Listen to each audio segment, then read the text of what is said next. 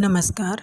आज हम धर्मवीर भारती की प्रसिद्ध एकांकी आवाज़ का नीलाम की चर्चा करेंगे। इस एकांकी में अत्यंत संक्षिप्त घटनाक्रम है। बहुत छोटी सी घटना को लेकर के यह एकांकी लिखी गई है और पात्र संख्या भी बहुत कम है। मात्र 2 ही पात्र हैं, दिवाकर और बाजोरिया सेठ। दिवाकर एक पत्रकार है और बाजोरिया एक सेठ है। इन दोनों की बातचीत पर ही यह एकांकी मुख्यतः आधारित है। सारी घटनाएं, सारी कथा इन दोनों की बातचीत से ही स्पष्ट होती चली जाती हैं। चटर्जी, दिवाकर की पत्नी, इन दोनों का जिक्र दिवाकर और बाजोरिया की बातचीत के दौरान ही आता है। प्रत्यक्षतः ये पात्र सामने नहीं आते। दिवाकर एक संपादक है, उसका अखबार है, उसका पत्र है जिसका नाम है आवाज़। आवाज़ इस एकांकी में केवल एक पत्र ही नहीं है, एक पात्र, एक इंसान के रूप में सामने आता है। दिवाकर जो है अपने अखबार आवाज़ को चलाने के लिए, आवाज़ के लिए किस प्रकार प्रयास करता है और अंत में वह कैसे हार जाता है, इसी पर यह एकांकी आधारित है। एकांकी की शुरुआत में दिवाकर का जो कमरा है उसका दृश्य बताया गया है। आवाज़ संपादक दिवाकर का कमरा। एक तरफ एक तख्त, बड़ी सी मेज़ पर अखबार, कागज़, pen, cushion, ashtray, table calendar वगैरह बहुत अस्त व्यस्त हालत में। कागज़ बिखरे हैं, पेपर वेट एस्ट्रे पर रखा है, पिन कुशन खाली है, पिनें मेज़ पर पड़ी हैं, सिगरेट की राख पिन कुशन के पास इकट्ठा है। बगल में एक तिपाई पर टेलीफोन रखा है। मेज़ के पीछे दीवार पर सुभाष बोस का बहुत भव्य चित्र लगा है जो गर्द और मैल से धुंधला पड़ गया है। तस्वीर के नीचे ही दीवार में साप्ताहिक आवाज़ की फाइल टंगी है। एक दूसरी कील पर दिवाकर का कोट। मेज़ पर पैर फैलाए हुए दिवाकर अपनी कुर्सी पर बैठा है। मैला पैंट, कमीज़ के बटन खुले हुए, सिगरेट एस्ट्रे के सहारे रखी हुई सुलग रही है। बाल बिखरे हुए, कॉलर अस्त व्यस्त, सिर कुर्सी की पीठ पर टिका हुआ, आंखें छत पर टिकी हुई, सुनी सुनी विचित्र सी मुद्रा। सामने ही एक छोटा सा जापानी टॉय पियानो रखा है जिसे वह अपने फाउंटेन पेन से टुनटुना रहा है। लंबी लंबी गहरी सांसें, उचटा उचटा हुआ सा अमंगल सा वातावरण। सहसा टेलीफोन की घंटी बज उठती है। वह चोंगा हाथ में उठा लेता है। दिवाकर के संपादक के कमरे की साज सज्जा बताई हुई है। जैसी मानसिक अवस्था दिवाकर की है, आगे एकांकी में अभी प्रकट होगी, उसी के अनुरूप कमरे की साज सज्जा बताई गई है। दिवाकर अस्त व्यस्त है, वह परेशान है और इसीलिए उसका कमरा इसी प्रकार अस्त व्यस्त है, उसकी मानसिक अवस्था के अनुरूप ही। दिवाकर फ़ोन उठाता है और इस तरह बात करता है। हेलो, कौन? बाजोरिया जी? हाँ, यही हूँ। नहीं, अस्पताल नहीं गया, ऑपरेशन तो सुबह हुआ था। जी, जब मैं आया तब तो वाइफ को नींद आ गई थी। हाँ, आज भर खतरा है, देखिए क्या होता है। हाँ, आप आइए। हाँ हाँ, कोई बात नहीं। अच्छा, मैं यही हूँ, बड़ी कृपा। इतनी बात करके दिवाकर फ़ोन रख देता है। बाजोरिया एक सेठ हैं, उनका फ़ोन आया है। दिवाकर की पत्नी का ऑपरेशन हुआ है। दिवाकर के पास पैसे नहीं थे। उसे अपनी पत्नी के ऑपरेशन के लिए सेठ बाजोरिया से पैसे उधार लेने पड़े, लेकिन दोनों के बीच में सौदा तय हुआ और दिवाकर को अपना अखबार बाजोरिया सेठ के हाथों बेचना पड़ा। दिवाकर ने अखबार बाजोरिया सेठ के हाथों बेच दिया और बाजोरिया सेठ ने उसकी पत्नी के ऑपरेशन के लिए रुपए दिए। इस कारण अब दिवाकर को अपना अखबार बाजोरिया के नाम करना पड़ेगा। इसीलिए बाजोरिया सेठ मिलने के लिए आ रहा है। उसने 5 मिनट में आने के लिए कहा है। इस 5 मिनट में, इस थोड़ी देर में दिवाकर जो है अपने अखबार आवाज़ से बात करता है। उसकी फ़ाइल को अपने गोद में बच्चे की तरह उठाकर उस बात करता है, क्योंकि उसने आवाज़ को अपने बच्चे की तरह पाला है। अपने बच्चे की परवरिश के लिए जैसे माता पिता सब कुछ न्योछावर कर देते हैं, वैसे ही दिवाकर ने अपने अखबार को चलाने के लिए, उसे खड़ा करने के लिए 10 साल खूब मेहनत की है। तब जा कर के अखबार इस मुकाम पर पहुंचा है। लेकिन आज उसे मजबूर होकर के, विवश होकर के अपना अखबार बाजोरिया सेठ को बेचना पड़ रहा है। इसलिए उसकी आत्मा बहुत दुखी है। जैसे अपने बच्चे को अपने से अलग करते हुए माता पिता की आत्मा दुखी होती है, वैसा ही दुख और कष्ट दिवाकर को हो रहा है। उसकी स्थिति पागलों जैसी हो गई है। वह अपने अखबार से बात करता है। आज 10 साल से जब मैंने अपनी एक एक हड्डी जलाकर अखबार निकाला, सरकार से लड़ा, सेठों से लड़ा, जमानतें दी, घर बिक गया, बीवी सूख कर कंकाल हो गई, तब किसी ने दया नहीं दिखाई। मैंने किसी के सामने सिर झुकाना जो नहीं सीखा था। आज जब अखबार बेच रहा हूँ तो दिन में 3-3 मरतबा टेलीफोन से हाल पूछा जाता है। कितनी चिंता है सेठ बाजोरिया को। 5 मिनट में आ रहे हैं, 5 मिनट, 1 2 3 4 5 मिनट। फिर वह उसको गोद में उठा करके इधर उधर टहलता हुआ बोलता है, उसके साथ बातचीत करता है अखबार की फ़ाइल के साथ में। बस 5-10 मिनट और, उसके बाद तुम मेरे नहीं रहोगे। मैं दस्तखत कर दूंगा और तुम बिक जाओगे। कितनी साथ से मैंने तुम्हें निकाला था, कितनी लगन से, कितनी मुसीबतें झेल कर मैंने तुम्हें चलाया था। याद है तुम्हें जब तुम्हारा विशेषांक निकल रहा था और शीला सीढ़ी पर से गिर पड़ी थी। शीला दिवाकर की पत्नी का नाम है, लेकिन मैं उसके पास नहीं था। याद है जब शीला की दवा के रुपए से मैंने 70 प्रेस वाला टाइप खरीद लिया था। मैं तुम्हारे लिए सब कुछ भूल गया था। दिवाकर कहता है कि मैं तुम्हारे लिए, अखबार के लिए और सब कुछ भूल गया। अपने परिवार को, अपनी बच्ची को, अपनी बीवी को, किसी की परवाह नहीं की। मैंने केवल तुम्हारी परवाह की। मैं तुम्हारे लिए सब कुछ भूल गया था। अपने को, अपनी फूलों जैसी बच्ची को, अपनी शीला को, महज इसलिए कि तुम मेरी आत्मा की आवाज़ बन सको, मेरी नंगी भूखी जनता की आवाज़ बन सको, सत्य की आवाज़ बन सको। लेकिन नहीं, अब तुम बाजोरिया की आवाज़ बनोगे, क्योंकि अब उसे अपना अखबार बाजोरिया के हाथों बेचना पड़ रहा है। जब अखबार बाजोरिया का हो जाएगा तो जो बाजोरिया चाहता है वही तो अखबार में छपेगा।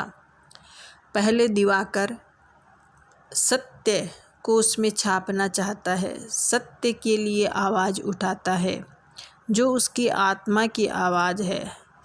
ईमानदारी, समाज हित, देश हित, सत्य, इस पक्ष में वह लिखता है।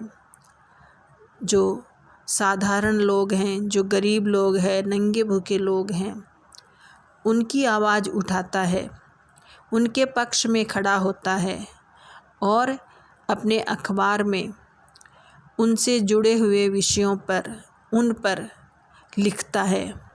लेकिन अब जब चूँकि अखबार सेठ बाजोरिया का हो जाएगा तो जो बाजोरिया चाहता है वही उसमें छपेगा। पहले वह दिवाकर की आवाज़ था, लेकिन अब वह अगर दिवाकर उसे बेच देगा तो वह बाजोरिया की आवाज़ बन जाएगा। और इस बात से वह दुखी हो रहा है कि मेरा अखबार, जिसे मैंने इतनी मेहनत से इतना कष्ट झेल कर खड़ा किया, वह बाजोरिया की आवाज़ बन जाएगा। वह परेशान होकर कुर्सी पर बैठ जाता है और तभी फिर फ़ोन आता है। हॉस्पिटल से फ़ोन आया है और वहाँ उसको खबर मिलती है कि कोई ख़तरा नहीं है, लेकिन उसकी पत्नी उससे मिलना चाहती है। उसकी बातचीत चल ही रही है फ़ोन पर, तभी सेठ बाजोरिया आते हैं और बाजोरिया आकर के दिवाकर से उसकी पत्नी का हाल चाल पूछता है। दिवाकर फ़ोन पर है और थोड़ा गंभीर दिखाई देता है, तो बाजोरिया पूछता है, क्या बात है दिवाकर जी, समथिंग सीरियस? तो दिवाकर कहता है, कोई बात नहीं है सेठ जी। बात क्या होती है? मेरी कुछ अजब सी आदत है, जब मन बहुत परेशान होता है तो ये पियानो बजाने लगता हूँ, जाने क्यों, लेकिन आप भी सोचते होंगे। फिर दिवाकर आगे कहता है, वह अखबार को बेचने को लेकर के बहुत ज़्यादा परेशान है। उसे बेचना पड़ रहा है, लेकिन वह बेचना नहीं चाहता, बाजोरिया को अपना अखबार नहीं देना चाहता। तो अब उसका मन फिर परिवर्तित हो रहा है। वह सोच रहा है कि मैं अखबार ना बेचूं, और बाजोरिया के प्रति उसे एक नफ़रत सी, अंदर ही अंदर एक क्रोध सा है। क्रोध में वह कुछ इस प्रकार की बातें कहता है, क्या बताऊं? अखबार की दुनिया में रोज़ खबरें आती हैं, हड़तालों के नारे, लड़ाइयों का शोरगुल, सेनाओं की परेडें, जंगी जहाज़ों का घर्राटा, लेकिन मुझे सब इतने बेमानी, इतने खोखले लगते हैं जितने इस बचकाने खिलौने के स्वर। लेकिन कभी कभी लगता है इन्हीं ध्वंस और विनाश की आवाज़ों में कहीं नए इंसान की आवाज़ का भी निर्माण हो रहा है। मैंने सोचा, उस आवाज़ को ज़िंदा रखने के लिए, उसे ऊपर लाने के लिए मैं अपनी हस्ती को मिटा दूंगा। वही आवाज़ मेरी ज़िंदगी होगी। इसीलिए दिवाकर इसीलिए कह कर के छोड़ देता है। बाजोरिया उसकी लाइन को पूरा करता है, शायद इसीलिए आपने अपने अखबार का नाम आवाज़ रखा था। तो दिवाकर कहता है, जी हाँ, और इस आवाज़ के लिए अपने को बर्बाद कर दिया। बार बार वही बात कह रहा है, जो पीड़ा है वही बार बार अभिव्यक्त हो रही है। जी हाँ, और इस आवाज़ के लिए अपने को बर्बाद कर दिया था, लेकिन जनता नए इंसान की आवाज़ नहीं सुनना चाहती। उसे सच्चाई की आवाज़ नहीं चाहिए, उसे चाहिए शौक, कवर, भड़कीले चित्र, रंग बिरंगे विशेषांक, वह सब जो उसे बाजोरिया के अखबार में मिलते हैं। आज के अखबार जिस प्रकार प्रदर्शन से, भड़काऊ विज्ञापनों से, रंग बिरंगे विशेषांकों से भरे रहते हैं, उसी प्रवृत्ति की ओर यहाँ व्यंग्य किया गया है कि अगर कोई अखबार सादगी से केवल सत्य के पक्ष में खड़ा होकर के, केवल आम जनता के, गरीब जनता के पक्ष में खड़ा होकर के चलना चाहे तो आज के समय में मुश्किल है। अखबार को चलाने के लिए जो संसाधन चाहिए, जो पैसा चाहिए, वह ना तो वह उसे चीज़ हासिल होगी, और संसाधनों की कमी के कारण वह अखबार चला नहीं पाएगा। इसलिए जो जनता की आवाज़ है, जनता के पक्ष में जो खड़े होना है, उस रास्ते पर चलना जो है बहुत मुश्किल हो जाता है। जनता स्वयं भी इस बात को नहीं समझती। जनता भी जो लुभावने अखबार हैं, जो बाहरी रूप से भड़कीले हैं, आकर्षक हैं, कलरफुल हैं, रंग बिरंगे हैं, उन्हीं को देख करके आकर्षित होती है। अंदर उसमें क्या है? सत्य का पक्ष है, न्याय का पक्ष है, जनता की आवाज़ है, या फिर केवल दिखावा है, असत्य अन्याय के पक्ष में खड़े हैं, या राजनीति द्वारा परिचालित हैं। इस बात की ओर जनता ध्यान नहीं देती और लुभावनी आकर्षक चित्रों की ओर, चीज़ों की ओर चली जाती है। इस बात की दिवाकर को पीड़ा है कि उसने अपने अखबार को चलाने के लिए जो प्रयत्न किए, जो जनता की, आम जनता की आवाज़ उसने उठाई, फिर भी जनता उसके पक्ष में नहीं खड़ी हुई। जनता ने उसके अखबार को वह महत्व नहीं दिया, वह साथ नहीं दिया जिससे कि वह अपने अखबार को बहुत ऊंचाई तक ले जा पाता। इस जनता को भी वही सब चाहिए जो दिखावा और प्रदर्शन पर आधारित हो। जब दिवाकर इस प्रकार की बातें करता है तो बाजोरिया सेठ थोड़ा परेशान हो जाता है। वह कहता है, देखिए, यह पर्सनल रिमार्क आपको शोभा नहीं देता। दिवाकर जी, आप मुझे बिल्कुल गलत समझ रहे हैं। मेरा कतई यह इरादा नहीं है कि मैं जनता को गुमराह करूं। बात यह है दिवाकर जी कि मुझे साहित्य और पत्रकारिता से कुछ इतना लगाव है कि दिन रात मैं सोचता हूँ कि हमारे यहाँ भी अमेरिका की तरह सजे सजाए अखबार निकलें, सस्ते से सस्ते, सुंदर से सुंदर, ज़्यादा से ज़्यादा जनता उन्हें पढ़े, उनका सांस्कृतिक स्तर ऊंचा हो। इस प्रकार से बाजोरिया और दिवाकर के बीच में बातें चलती रहती है। दिवाकर अपने पक्ष में बात रखता है और बाजोरिया अपने आप को सही साबित करने का प्रयास करता है। तभी अस्पताल से फ़ोन आता है और दिवाकर को सूचना मिलती है कि उसकी पत्नी को कुछ और दवाओं की आवश्यकता है। उसकी जो दवाएं हैं वह उसे तुरंत ला कर के देनी है। तो वह हिसाब लगाता है कि उसके पास कितने रुपए हैं, लेकिन दिवाकर के पास रुपए नहीं होते हैं। तो वह जल्दी जल्दी में उन कागज़ों पर साइन करने के लिए, दस्तखत करने के लिए तैयार हो जाता है। वह रुपए ढूंढ रहा होता है कि उसके पास कितने रुपए हैं, कहाँ गए रुपए, मैंने तो यहीं रखे थे, क्योंकि उसे अपनी पत्नी के लिए इंजेक्शन की, दवाइयों की व्यवस्था करनी है। तभी बाजोरिया सेठ नोटों का बंडल उसके सामने रख देता है कि आपको जितनी ज़रूरत है आप उतने ले लीजिए। दिवाकर कहता है उसकी हालत ठीक नहीं है।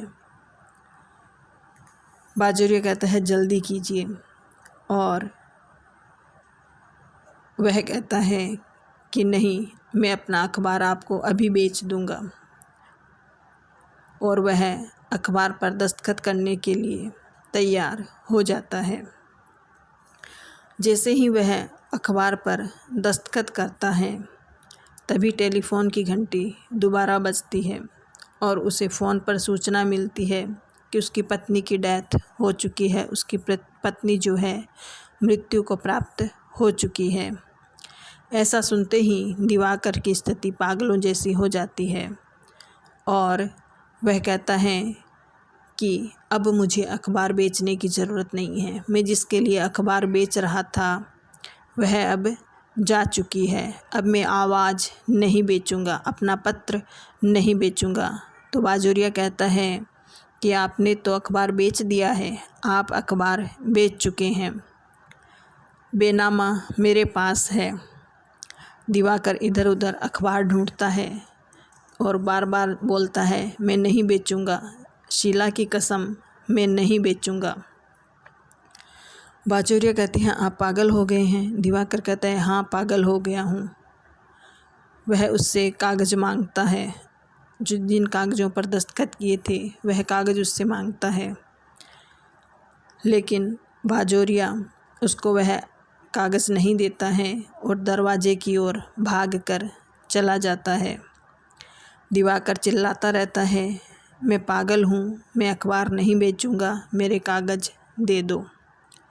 और इसी के साथ में एकांकी समाप्त हो जाती है। पूरी एकांकी में यही प्रश्न है कि क्या केवल सत्य का पक्ष लेकर ईमानदारी से अखबार को, पत्र को चलाना, अभिव्यक्ति की स्वतंत्रता को बनाए रखना संभव है। दिवाकर अपने पूरे प्रयास करता है, लेकिन ना तो वह अपना परिवार बचा पाता है और ना ही अपने अखबार को बचा पाता है। कौन सी ऐसी स्थितियां हैं जो इसके लिए जिम्मेदार है? क्या व्यावसायिकता इतनी हावी हो चुकी है कि एक व्यक्ति जो सत्य के पक्ष में खड़ा होना चाहता है, जो जनता के पक्ष में खड़े होना चाहता है, उसके पास साधनों की इतनी कमी रह जाती है कि ना तो वो अखबार ही चला पाता है, ना ही वह अभिव्यक्ति की स्वतंत्रता की रक्षा कर पाता है और ना ही अपने परिवार को समय और साधन दे पाता है।